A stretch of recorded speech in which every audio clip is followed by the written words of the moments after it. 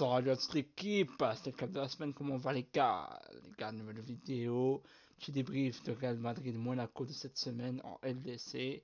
Je suis avec Anto, ça va ou quoi? Mais écoute, ça va super bien.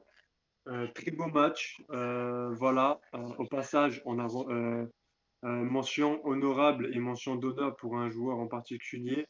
Apparemment, il a été annoncé du côté du Real Madrid avant le match. Monaco n'était pas au courant, mais lui, en tout cas, il était bien au courant apparemment. Donc, il a signé pour un match. C'est bien. Et il a fait son taf. Exactement, donc les gars, victoire du Real Madrid 6 buts à 1, donc une très large victoire pour conforter leur place dans le top 8. Ça, c'est plutôt très cool. Donc on a débriefé ça tranquillou bilou. Avant de parler globalement du match, on va passer déjà à la composition d'équipe. Alors la compo de Arbeloa, il les a concocté. Donc Courtois dans les cages, comme d'habitude, la charnière ESN Asensio, Valverde et Kamavinga à gauche qui étaient très bons. Au milieu de terrain, Chouamini, Arda Güler, Bellingham qui ont été très bons également. Bellingham un peu moins, même s'il a marqué dans le jeu, il était moins influent. Mais Par sinon, contre, Camavinga, très très bon dans l'influence du jeu et surtout dans les relances de balles. Et là, ce qui est incroyable, c'est qu'il faut mettre un milieu de terrain en tant que latéral gauche pour avoir des meilleures relances de balles. ouais, donc au milieu de terrain, donc comme on a dit, voilà, et les trois devant, Mbappé, Vinicius et Mastantuono. Donc voilà, on va pas visiter globalement du match. Moi personnellement, j'ai très bien aimé la prestation du Real Madrid. Car même si bon, le Real Madrid gagner contre Monaco n'est pas une surprise en soi, ce qui m'a fait plaisir, c'est aussi le contenu du match. C'est collectivement, ça a été très bon. Il y a eu des bonnes circuits, il y a eu une bonne intention, un bon pressing pour une fois. À perdre de balles, on les a vite asphyxiés. Il y a eu de très bonnes actions de jeu. Et c'était collectif, c'était pas un seul mec qui prenait la lumière, c'était vraiment un jeu collectif, il y avait vraiment des circuits de balles. C'était plaisant à voir quoi. Et les joueurs se dépouillaient vraiment, ils pressaient, ça courait.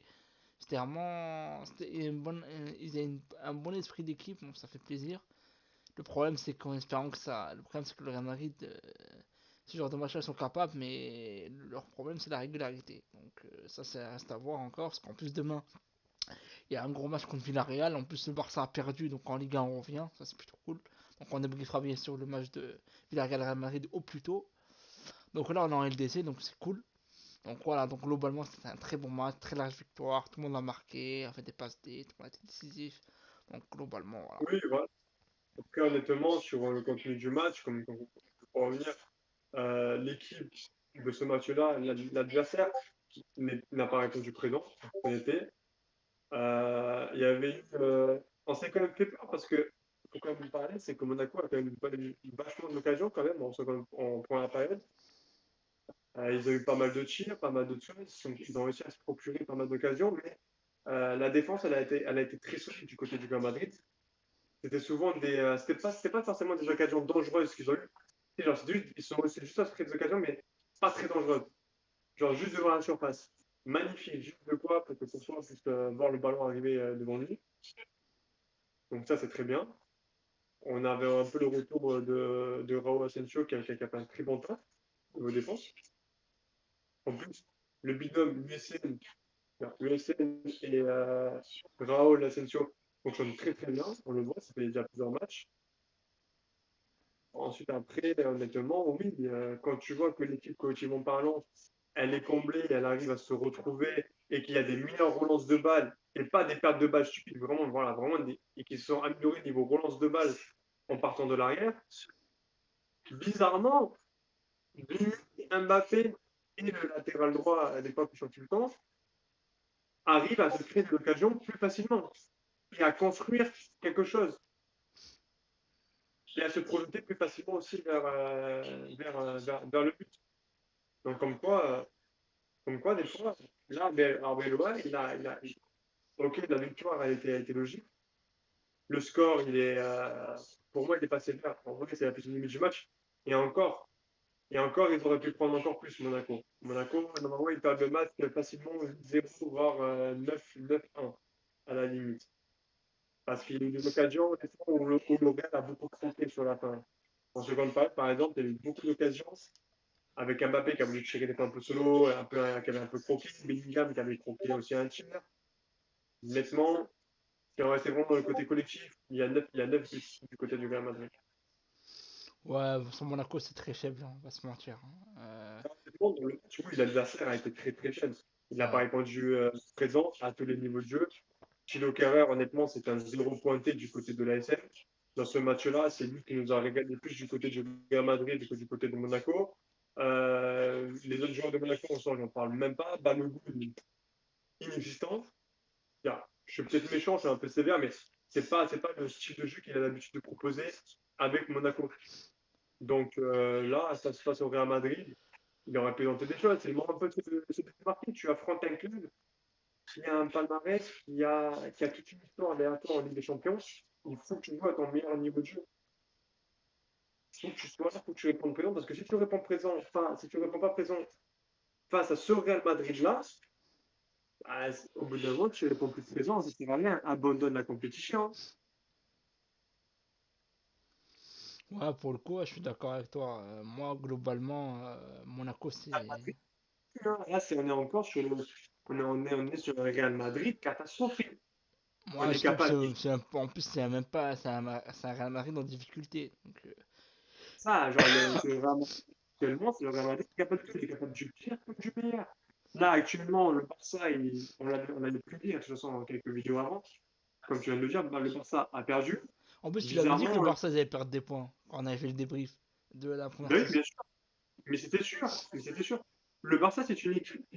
Je ne sais pas pourquoi, mais ils n'arrivent pas, en Liga, ils n'arrivent pas à tenir un grand écart de points entre eux. Et bah, forcément, le deuxième, c'est souvent son rival de toujours, donc le Real. Ils ont toujours du mal. Ils n'arrivent pas. Ils n'arrivent pas à le tenir cet écart. Nous, on arrive à le faire quand nous, on leur passe devant. Et on arrive à le faire sur 2, 3, 4 semaines. Voilà, à part le jour où on se fait une connerie ou qu'on a un joueur 4 qui est blessé. Mais eux, honnêtement, ils n'arrivent pas. Même quand ils ont une équipe de très bonne sur le papier, ils n'y arrivent pas. Donc, en revenant vite fait au match, alors, moi, j'ai une question à te poser. On va vite fait parler d'un petit cas avant de parler des. Avant justement de Développer parler. On va parler d'Arbeloa, tu vois. Donc, l'effet Arbeloa, parce qu'il y a beaucoup de personnes qui disent de l'effet Arbeloa, etc. Alors, globalement, je vais dire ce que j'en pense. Moi, déjà, Arbeloa, en fait, pour moi, il a en fait, même si ces conférences de presse sont très. Je trouve. C'est un peu caricatural ce qu'il dit, oui. En fait, il défend certes trop les joueurs, il est un peu trop. C'est un peu comme un papa protecteur, tu vois. Il est vraiment. Oui, si jamais de leur faute, c'est toujours la faute du coach et tout. En soi, on peut se foutre de lui et tout, on peut dire ouais, c'est pas possible, il a une garderie, on dirait. Mais globalement, il a une bonne approche, dans le sens où les joueurs ils courent pour lui, les joueurs ils l'apprécient. La preuve, je vais vous montrer une image avec Vinicius. Enfin, ça se voit que même en conférence de presse, Mbappé a dit que Arbeloa a très bien su prendre le groupe.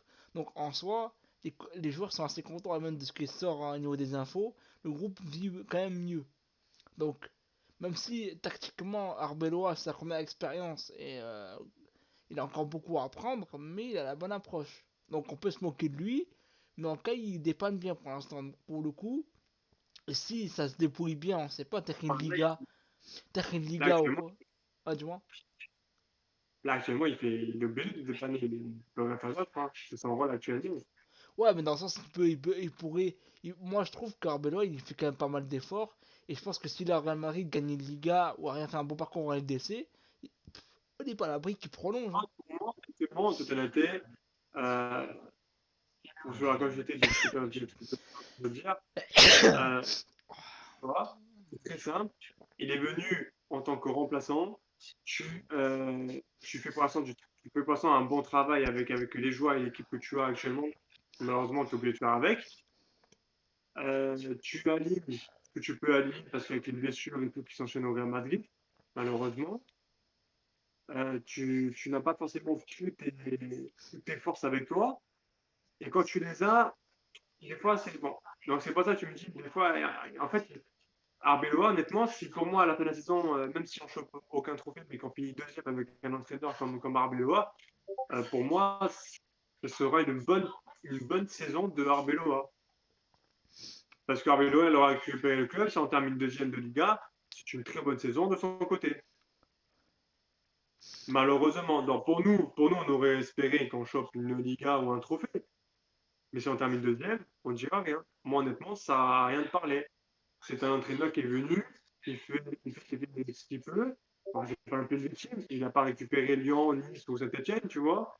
Mais ce que je veux dire, c'est que il récupère une équipe qui a beaucoup trop d'ego, Et beaucoup on de va pas se lacunes. mentir, beaucoup de lacunes, qui, sur le plan de jeu, des fois, c'est très compliqué. C'est Là, dans ce match-là, on l'a dit, il y a eu beaucoup du mieux, il y a eu beaucoup d'amélioration. Les joueurs ont joué plus collectif et comme tu disais juste avant, ils courent pour l'entraîneur. Donc on voit qu'il a réussi à s'imposer auprès de certains joueurs cadres que eux, forcément, ils le font savoir aux autres joueurs que eux ils suivent. Donc en fait, c'est un effet de groupe qui s'est formé au Real Madrid et pour l'instant, ça fonctionne bien. Bon là, c'était face à Monaco, c'est pas le meilleur exemple. Maintenant, il faut le confirmer ce week-end, dès demain plutôt. c'est ça, en fait, c'est sur la durée qu'ils vont nous faire dire. Après, moi, comme j'ai dit, je pense que la Liga elle est prenable, la LDC, je pense pas, tu vois, faut pas déconner. La Liga, elle est prenable fois 1000. Faut arrêter de dire que la Liga, que le Real Madrid ne pourra pas la gagner. Si, ils peuvent la gagner Regardez, largement, le Barça, c'est pas si fort que ça, honnêtement, je trouve. ça, ils ont du mal à tenir l'écart à chaque fois de points. Dès qu'ils sont devant nous, on a l'impression qu'ils paniquent. Dès qu'ils sont derrière nous, des fois, ils font quand même encore plus de conneries que nous. Donc, au bout d'un moment, ça me rappelle encore le scénario de la saison dernière où ça s'est joué à quelques matchs de la fin. Bon, on va peut-être encore subir encore ce même scénario. Je me sens venir gros comme des patates. Ou soit, sinon, pour nous, on va leur passer devant, on va leur mettre peut-être 9 points d'avance. Et ce qui me choquerait pas, en vrai, parce que, bah, en fait, c'est juste se retirer une balle dans le pied eux-mêmes, le Barça. Ok, Le ok. Barça, le Barça, que je rappelle, ont une très bonne équipe comparée au Real Madrid, hein. Sur le papier, c'est eux qui avons la meilleure équipe. Sur le plan de jeu et de ce qu'on voit dans les matchs, c'est eux qui l'ont. Après, défensivement, le Barça, c'est quand même très faible, on va pas se mentir. Défensivement, c'est Ah, mais compliqué, hein. ils ont du mal. Ils ont du mal. Et quand tu vois le match qu'ils perdent, bon, bah, je te pose des questions aussi. Tu te dis, ils veulent vraiment jouer le Liga? Bon, après, tant mieux, on va pas bouder notre plaisir. Pour le coup, on va montrer les buts, les gars, on va mettre un peu les images, on va un peu vous montrer vite fait. Donc, Bah, déjà, bah, déjà le premier but d'Mbappé, que je trouve très beau pour le coup. Bien, un bon petit placé. Ça me fait penser au but de CR7 contre la Juve en finale de LDC. Un peu la même position et tout, même but. Enfin, pour le coup, c'est un beau clin d'œil.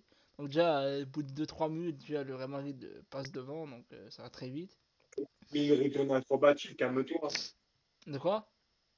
Il n'a pas mis une retournée Mais non, acrobatique, mais hein. le but contre la Juve, frère, au final de LDC, qu'est-ce que ça, en 2017? Je parle pas de... Ah, vous n'avez pas compris. Eh ouais, mais toi aussi, quand je parle de but contre la Juve, parce que je suis retourné, ça n'a rien à voir. Normal, c'est le plus beau but qu'il a mis face à la Juve que, oh, standing ovation de l'adversaire pour ce joueur. C'est sûr, bah, rien normal. Elle sera, je pense, le plus beau but de sa carrière. Deuxième but, donc un très beau extérieur de Vinicius, donc il sert Mbappé, magnifique. Donc 2-0 très rapidement. 3-0 grâce à Massi Antonio sur encore une passe sur Vinicius. Donc il a déjà deux passes des Vini. Il a fait un très gros match. Il a fini homme du match d'ailleurs, largement mérité. Massi Antonio qui a fait un très beau match également.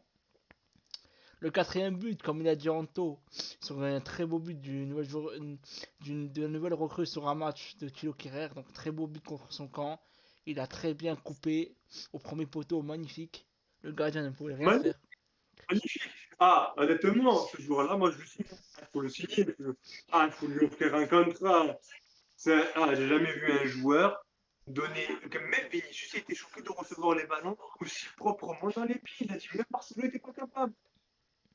Encore donc Il a dit lui. 4-0, donc franchement, il n'y a rien à dire pour le coup. Pour moi, le plus beau but.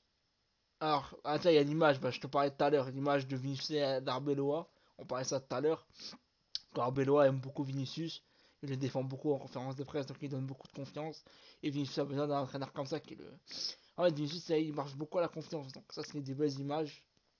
Après En son fait, but. j'ai compris que c'est un joueur que si tu n'as pas le feeling avec lui, c'est mort.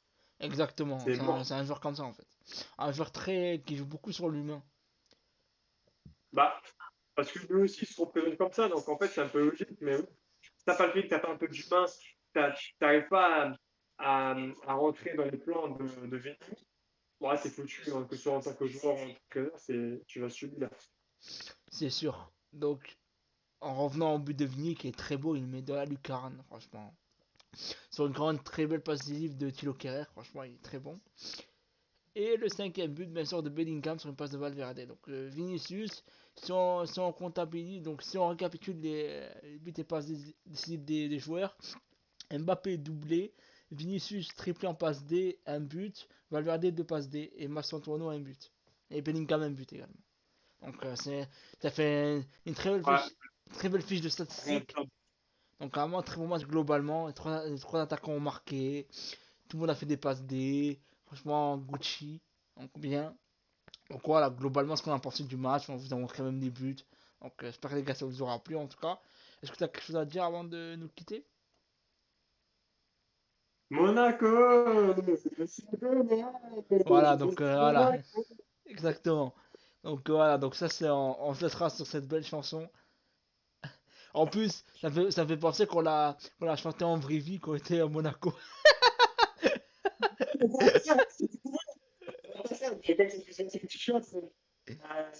sommes aussi des fans de Mucinex, forcément. Donc, on est allé voir Monaco Nice. En plus, nous avons dans le meilleur match de la saison à ce moment-là. Dommage, l'arbitre a été comme de par hasard, ou sinon, oui, on aurait fait encore plus. Exactement, donc voilà, donc très belle anecdote, petite anecdote bonus. Donc les gars, je vous laisse sur ça en tout cas. J'espère. Mais on peut pas trop les raconter. YouTube, nous a interdit de raconter cette chose. Voilà, donc les gars, j'espère que la vidéo vous aura plu. N'hésitez pas à vous abonner, liker, commenter, partager. Et moi je vous dis à la prochaine. Goodbye. Ciao!